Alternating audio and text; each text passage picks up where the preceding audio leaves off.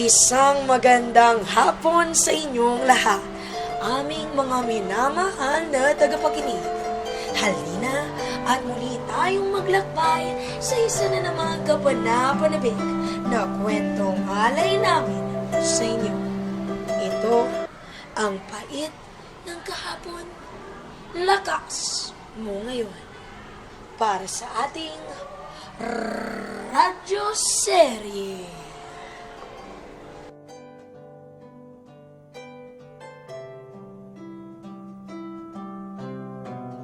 Inihahandog ng Readers Pantomima Corporation sa isang madamdaming direksyon ni Abigail G. Fuentes, ang isang kwentong halay sa totoong buhay at karanasan ni Michael Sula, isang mag-aaral ng pamantasan ng lungsod ng Valenzuela.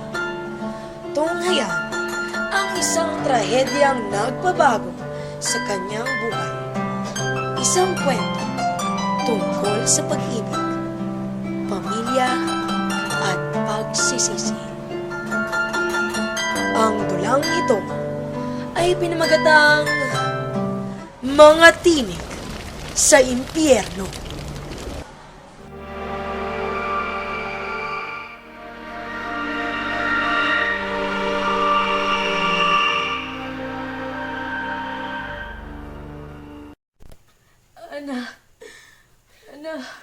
Ma?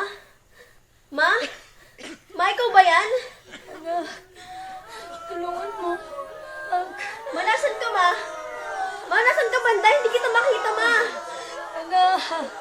Ma! Ma! Ma! Mika! Mika! Gumising ka! Lola! Lola! Lola, si Mama! Tahan na!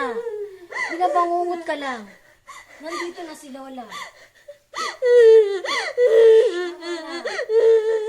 Tama na.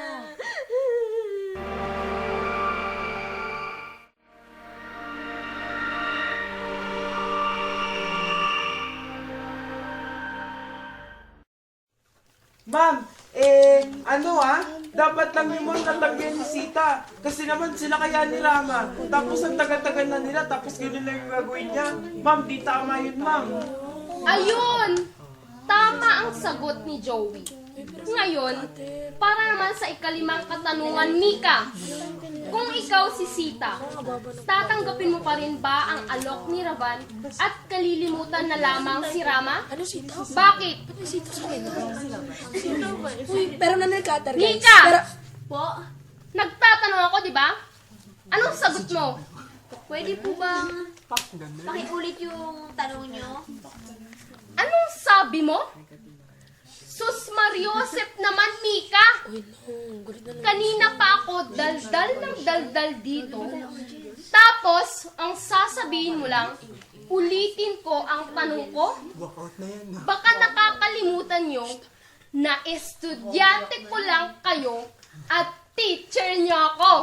Kaya, wag nyo akong uutusan dahil wala kayong karapatan. Lecheng boy.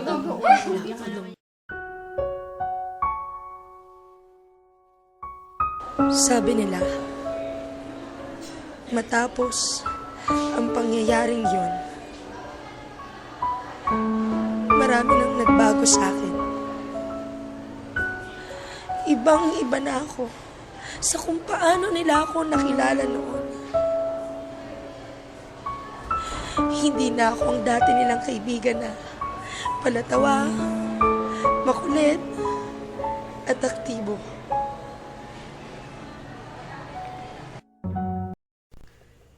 Uy, Mika!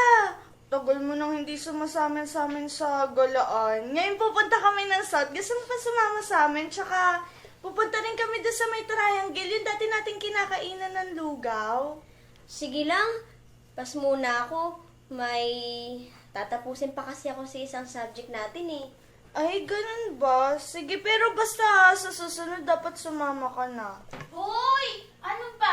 Bilisan nyo naman! Nagugutom na ako eh! Napakatagal naman! Tara na! Oo, andyan na! sabi? Nasaan na isa? Ba't hindi niyo kasabay? Ayaw sumami. May gagawin pa raw siya. Parang hindi na kayo nasanay. Kailan pa ba yung huling pagkakataon na sumama sa atin yun? Tama na nga. Alam niyo na nga may pinagdadaan yung tao. Ganyan ka pa magsalita. Para kang... Parang ano? Kapag may sasabihin ka, siguraduhin mong maayos yan. Oo, tama na. Ayun na naman kayong dalawi. Konting diferensya. Nagiinit yung ulo nyo. Tara na nga. Nadadamay ako sa ka-abnormalan nyo eh.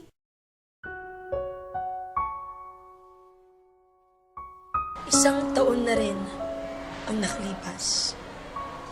Ang iba, nakabalik na sa dati nilang buhay. Nakakatawa, nakakakain,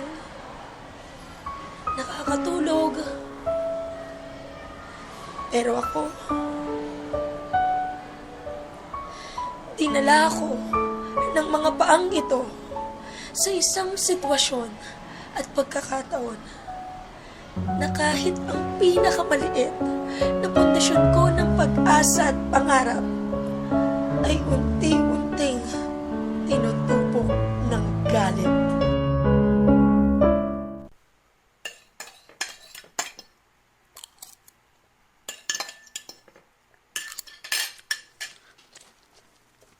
Ma, alis na ako Tumawag yung mga kaibigan ko. Nasa PLB na raw sila. Ako na lang daw sa grupo namin yung wala Kung wag ka na lang kayang pumasok. Punta na lang tayo sa SM. Pasyal tayo doon, tapos... Hala! Hindi pwede. Marami kaming gagawin ngayon, tsaka baka gabihin pala ako mamaya. Tatapusin pa namin yung PowerPoint para sa reporting. Sa Biyernes na kasi yun Kasi tinatamad akong pumasok sa trabaho. Gusto kong mamasyal, kaso wala akong kasama. Busy kasi yung isa dyan. O sige, ganito na lang. Sa Sabado, hindi ako papasok. Tapos, pupuntahan natin kung saan mo gustong magpunta. Iikutin natin lahat ng SM sa buong Pilipinas. Pero sa ngayon... Oh, ayan! Tumatawag na naman sila. Beast mode na naman tong mga to. Papasok muna ako At ikaw, pumasok ka na rin. Para madagdagan yung perang panggala natin. Alis na ako Bye-bye! Naku, oo na, sige na, umalis ka na. Sige alis na ako. Anak, Oh, bakit? mahal kita. Mahal na mahal ka ni Mama. Ang drama? Love din kita, Ma. Kapag mamaya wala pa ako, huwag mo na ako hintayin magpahinga ka na. Kung alam ko lang na ang araw na yun ay iba sa lahat ng mga pangkaraniwang araw na aking nasaksihan. Sana hindi na ako umalis. Sana pinili ko na lang manatili sa tabi mo.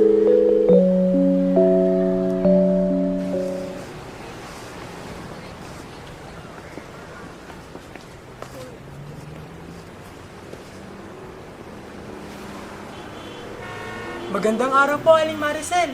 Mukhang nahuli kayo ngayon Oo nga Manong. Nasikaso ko lang yung nag-iisang anak ko. Nilambing ko muna kasi.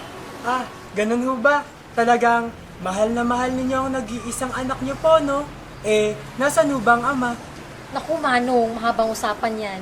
Sa makabilang bakod na yun, alam mo na, nadala sa tukso at hindi na kontento. Ganun ho talaga siguro ang buhay. Oh, sige ho Manong, mauna na po ako Talagang nakakabilib kayo. Salamat. Sige ho Manong, mauna na po ako. Ingat ho.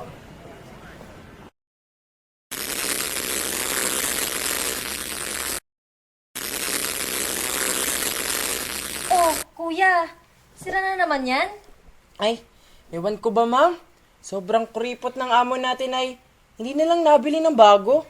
Hindi kasi mga amo natin, kaya ganun. Mas nauna ang pera kaysa sa kahit na ano. Ay siyang tunay ho, kahit karapatan natin bilang isang manggagawa ay minsan na isasantabi.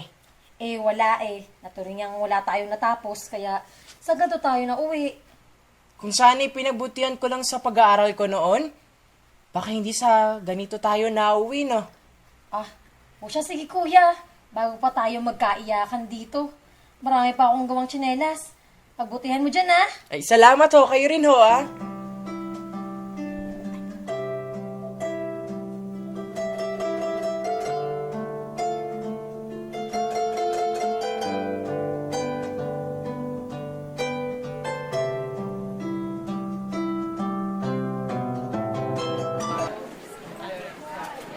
Oh, mukhang matamlay ka ata ngayon na. Oo nga eh. Natamad kasi ang pumasok ngayon. Ewan ko ba? Sino bang gaganang pumasok dito? Kakarampot na nga ang sahod. Amoy chemical pa. Hindi ba masama sa kalusugan ang paglanghap ng gantong uri ng chemical? Pero wala tayong magagawa. Kailangan maghanap buhay para sa pamilya. At may pinapatapos pa nga ako ngayon. Yung anak ko sa PLB. Di ba, Maricel? Doon din nag-aaral ang anak mo. Ah, oo. Kunting kayod na lang. Matutupad na rin niya ang matagal na niyang pangarap. Nakakatuwa nga at masipag mag-aaral ang batang iyon. Kaya naman ginaganahan akong magtrabaho. O sige, sige. Halina na. At magsimula na tayo para makarami. Simulan na natin yan.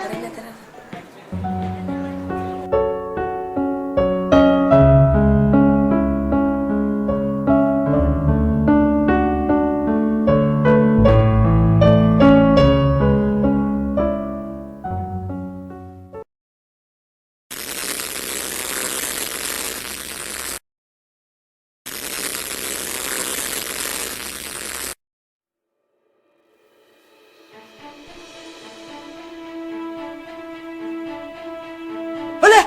Hala, hala! May apoy! Tulong! Tulungan niyo kami! May apoy!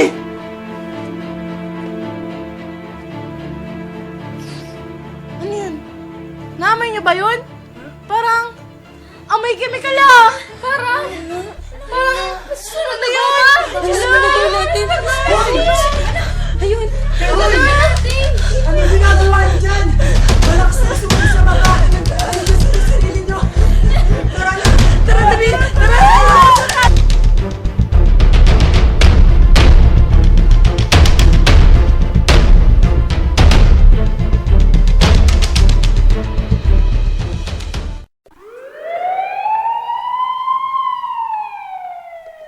Uy!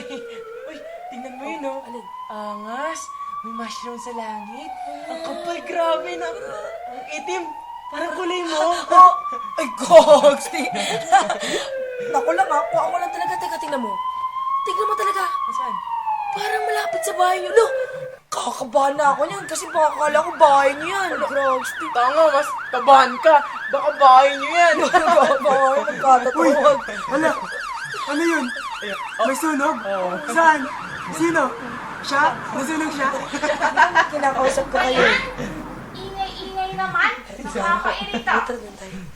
Kaya pa natin naririnig yung sirena. Mukhang malala yung sunog, no? Ang isa pang tanong dyan, girl, saan yung sunog? Papasok kaya si Sir? Hindi ko alam eh. Hello? Nasa bagay na Hindi ko nga alam eh. Ano eh? Guys, excuse lang ah, may tumatawag. Sige. Hello po? Hello. Andyan ba si Mika? Opo, kasama ko po siya. Bakit po? Pakasabing dalian niyang umuwi dito sa bahay. Yung mama niya. Hala, ay naku, sige po, sabihin ko po agad, sandali lang po. Mika, tumawag ang lola mo. Tumawag? Bakit daw? Ang mama mo.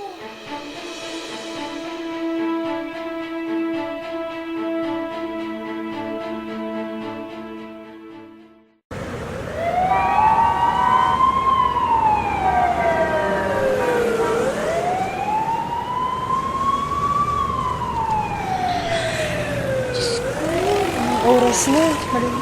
Manong, wala pa po ba? Ano ba yan? Napakatagal. Hindi na ako.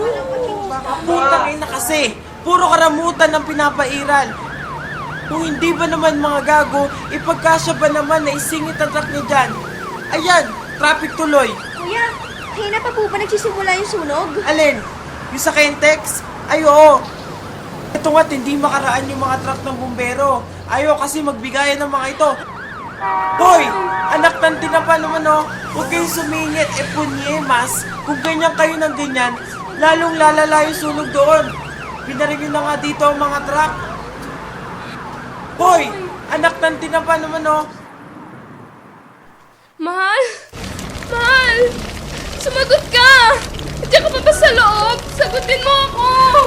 Pakiusap! Maraanin niyo ako! Laro pa yung mga anak ko sa loob! Pasensya na ho. Huwag na ho kayong mapilit. Hindi po kayo pwedeng pumasok. Mapapahamak lang ho kayo. At kaligtasan niyo lang din po yung iniisip namin. Pasensya na ho Wala kayo. akong pakialam sa kaligtasan ko! Ang mahalaga yung mga anak ko sa loob!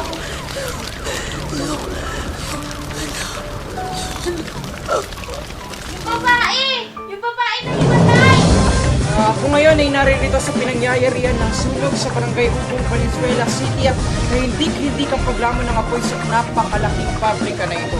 Nakasusula sa amoy na nagsunog na goma talagang nangingitim sa usok ang kalangitan. Samantala sa paligid ko ngayon todo sa pagbomba ng tubig ang mga bumbero at ang mga kaanak ng mga empleyado nasa loob ay nag-iiyakan na at sama-samang nananalangin. Balik sa inyo.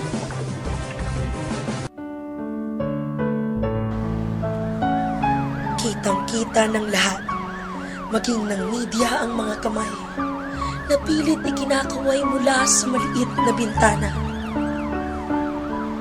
Pilit na ipinaparating ang mensaheng, naroon sila, buhay. Kasabay na maririnig ang hirap at kapos sa paghingang sabay-sabay na humihingi ng tulong. Nakakatakot. Nakakapangilabot. Sa isang minutong pagitan, kumawala ang maitim na usok sa bawat butas na maaari nitong labasan. Biglang naglaho ang mga kamay at hiyaw.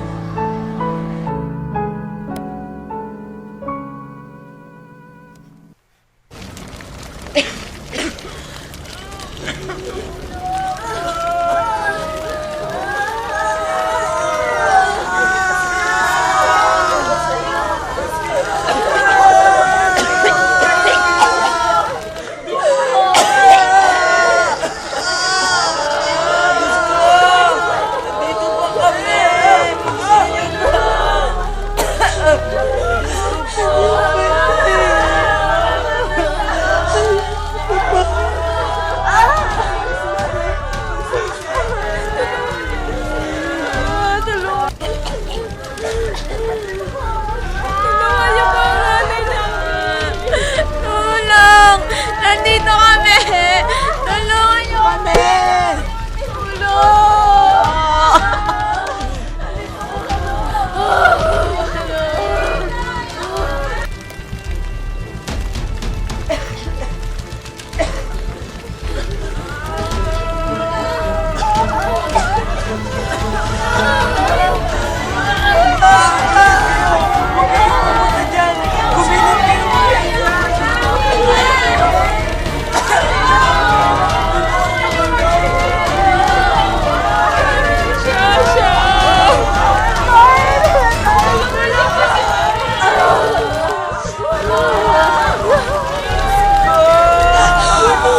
Hindi ko kaya!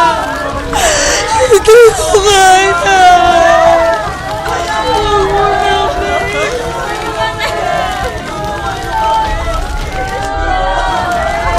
Nandito pa kami!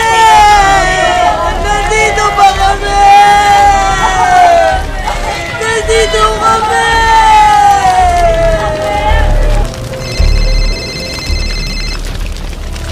Hello, Ma? Ma, nasan ka, Ma? Pumasok ka ba sa pabrika? Nasusunod daw kasi yung... Ano? Bakal ka ni... Mama. Ma, andito yung truck, ang dami nila. Pumunta kayo sa may bintana, lumayo kayo sa apoy. Hintayin mo ako, Ma. Ma! Ma! Ma! La, hindi to totoo, di ba? Hindi to totoo, di ba? Sabihin mo sa akin. Hindi to totoo, hindi. Hindi pwede mangyari to. Ayoko. Hindi ko kaya. Hindi ko kaya. Ayoko. Hindi ko kaya. Hindi pwede mangyari.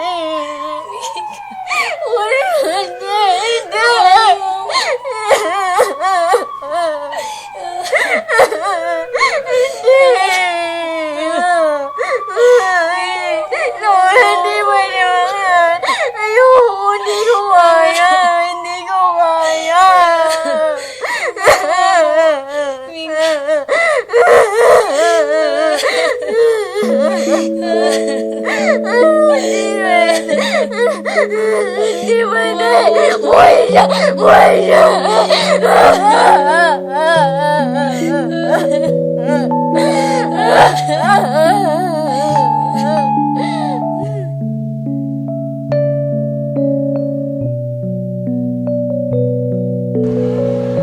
Niyakap ako ng mahigpit ni Lola. Sabay sigaw ng pangalan ni Mama. Ang bigat. Ang sakit. Halos hindi ako makahinga. Humalo ang luha, sipon, at laway sa damit ko na nabahira ng madya mula sa pinagsamang abo at tubig na bumabagsak mula sa langit. Naisip ko,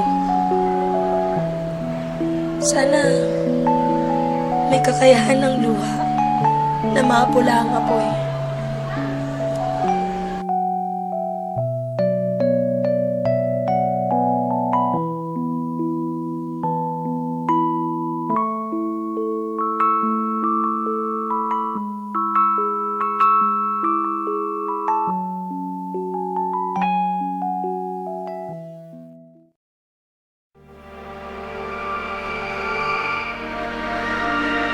Kailangan ko ng masisisi. Kahit kailan, hindi ko tatanggapin ang katwirang aksidente lang ang lahat. Hindi pwedeng ganito na magtuturoan lang sila kung sino ang dapat umako at managot sa pagkakabayang ito. Simula pa lang, hindi naman naabot sa ganito kung Sana, ginawa lang ng maayos na mga pulpol na empleyado ng gobyerno ang trabaho nila. Kung sana, inisip nila na maraming buhay ang nakasalalay sa punyetang ginagawa nila bago sila pumirma at sabihin sa magandang kondisyon ng pabrika. kung sana, hindi sobrang purito at mahigpit sa trabaho ang in-check na may-ari ng pabrika. Kung sana, hindi ka nagmamadaling pumasok tuwing umaga. Sana, kahit sa huling pagkakataon, ay nakausap pa kita. Kung hindi sana tatanga-tanga ang welder ng umagang iyon at inisip man lang na pabrika ng goma ang pinagtatrabahuhan niya. Kung sana, Hindi nilagay ng ibang empleyado ang mga kemikal na ginagamit sa paggawa ng tsinelas sa mismong pinto at malapit sa nag-welding. Sana, maraming nakaligtas at maaaring sa kanila.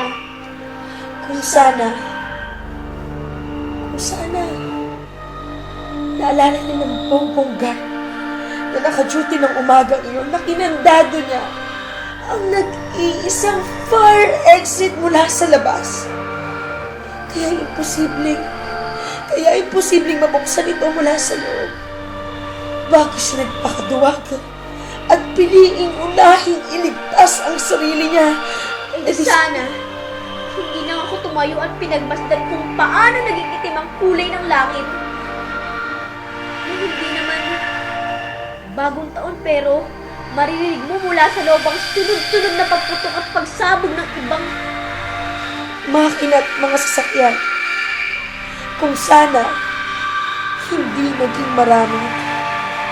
Tricycle driver at ibang sasakyan, sana mabilis na nakaresponde ang iba pang truck ng bumbero.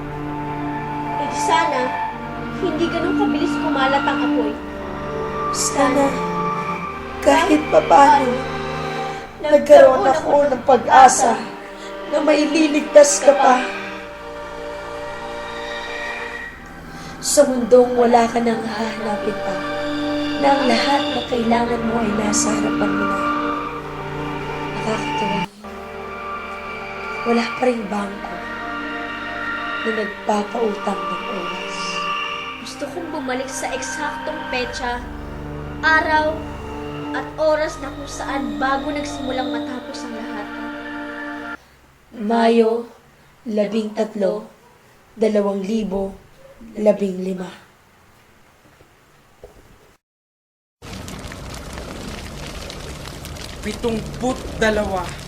kumpirmadong patay sa nasunog na pabrika ng tsinelas dito sa Barangay Ugong, lungsod ng Valenzuela.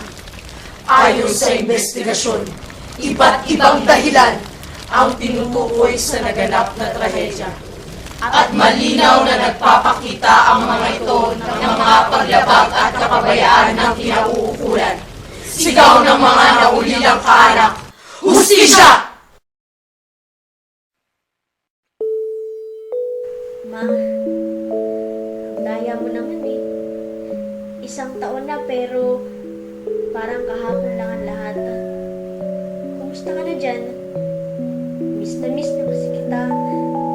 Miss na miss ko na yung mga luto mo tuwing umaga. Yung mga halik at yakap mo kapag malungkot ako. Sorry kung hindi ko man lang nasabi sa'yo yung salitang mahal kita. Kasi biglaan yung pagkawala mo eh. Pero kahit ganun, sobrang nagpapasalamat ako sa'yo, Ma. Sa pag-aalaga mo sa akin sa loob ng 20 taon. Mahirap. Sobrang hirap. Sobrang hirap na wala ka dito sa tabi ko. Sa tabi namin ni Lola. Hindi ko pa rin nalilimutan lahat. Baon-baon ko pa rin ang mga turo mo. Tama ka. Sa bawat bagyong dumarating, may bagharing sumisibol. Ngayon, konting buwan na lang sa wakas, matutupad ko na yung pangarap nating dalawa.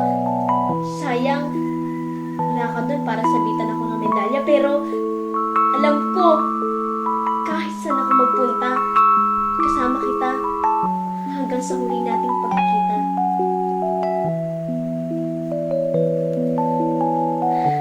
Mahal na mahal kita, Ma.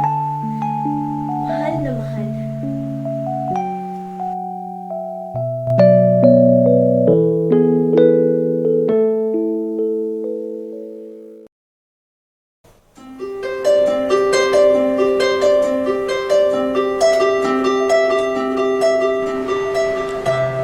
Sa ngayon, isa ako sa mga pinalad na mapili bilang SK Chairman ng aming barangay. Isa sa mga staff ng Vice Mayor ng Valenzuela. At ipinagmamalaki kong sabihin na ngayon, mag-isa kong pinag-aaral ang sarili ko.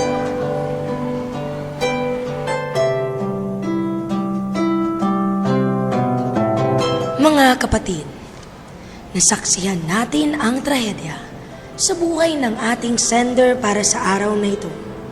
Naway may natutuhan kayo at hangad namin na tulad niya, huwag nating gawing kapansanan ang mga problema sa ating buhay.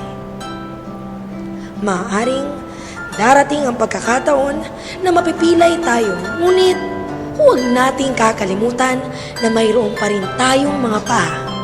Tandaan natin na ang buhay ay puno ng mga pagsubok at kailangan lang nating magpakatatag at magpatuloy. Yun lamang para sa hapong ito at samahan niyo ulit kami bukas sa isa na namang kapanapanabik na istorya ng pag-ibig, karanasan at totoong buhay. Ito, ang pait ng kahapon, lakas mo ngayon para sa ating radyo serye.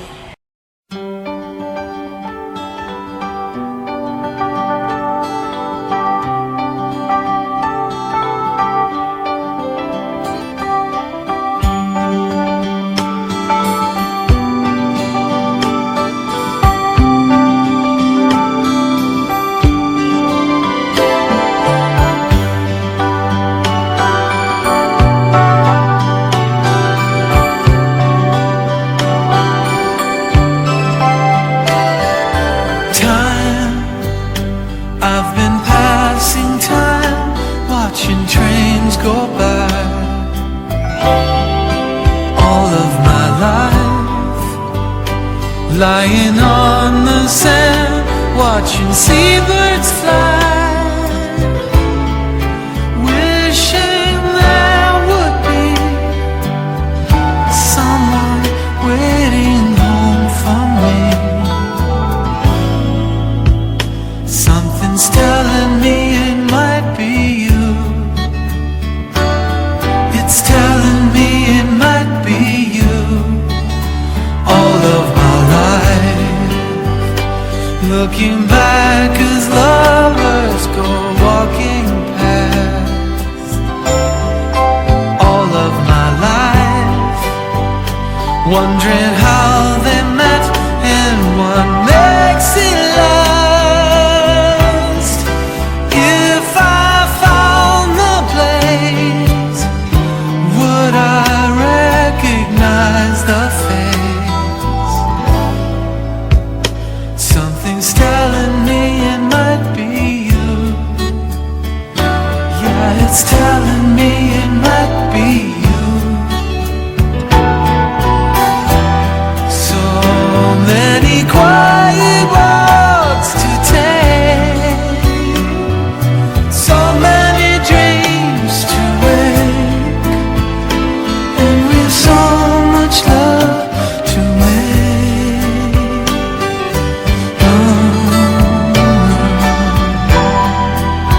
I think we're gonna need some time. Maybe all we need is time. And it's telling me it might be you. All of my life.